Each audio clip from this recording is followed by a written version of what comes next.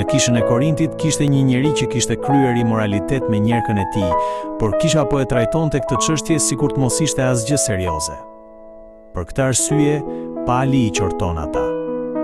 Ai thot se ai që ka kryer këtë mëkat duhet të largohet nga bashkësia e kishës, sepse tolerimi i mëkatit sjell dëm për kishën. Prandaj ai pyet: a nuk e dini se pak maja e mbron gjithë brumin? Ndikimi i keq përhapet. Mëkati ndikon në të gjithë kishën. Nëse mëkati nuk trajtohet siç duhet, kisha nuk mund të jetë më dritë për botën.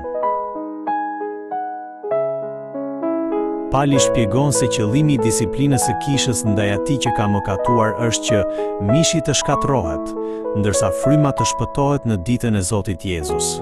Kjo buron nga dëshira që ai të pendohet, të mos jetojë më sipas mishit dhe, në fund, të arrijë shpëtimin. Prandaj, disiplina e kishës nuk është thjesht një veprim për ta përjashtuar një person nga bashkësia, por një përpjekje shpirtërore që synon ta ndihmojë të kthehet te Perëndia, të rikthehet dhe të shpëtohet. Sigurisht, shpëtimi është vetëm nga hiri që jep Perëndia, bu kisha duhet ta trajtojë personin që është në disiplinë me një dëshirë të zjarrt për shpëtimin e shpirtit të tij. Prandaj, disiplina nuk duhet të karakterizohet nga dënimi dhe përjashtimi, por duhet të ushtrohet me dashuri, duke pasur zemrën e Zotit dhe duke synuar në fund rikthimin dhe shpëtimin. Pali e përdor majan e vjetër si figurë për mëkatin dhe ndikimin e tij të keq. Ai paralajmëron se, ashtu si maja përhapet në të gjithë brumin, edhe mëkati ndikon te individi dhe te bashkësia. Për këtë arsye, ai këshillon besimtarët të mos shoqërohen ngushtë me njerëz që jetojnë në imoralitet, idhujtari dhe mëkate të tjera të hapura.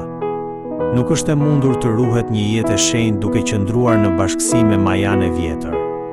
Megjithatë, një jetë e shenjtë nuk do të thotë të largohemi nga bota e ligë, por të jetojmë në botë duke qenë të dalluar prej saj. Prandaj, besimtarët që janë shpëtuar me gjakun e Krishtit janë të thirrur të shfaqin shenjtërinë e tyre në mes të botës dhe të përmbushin vullnetin e Perëndisë si shërbëtor të shenjtë të Tij.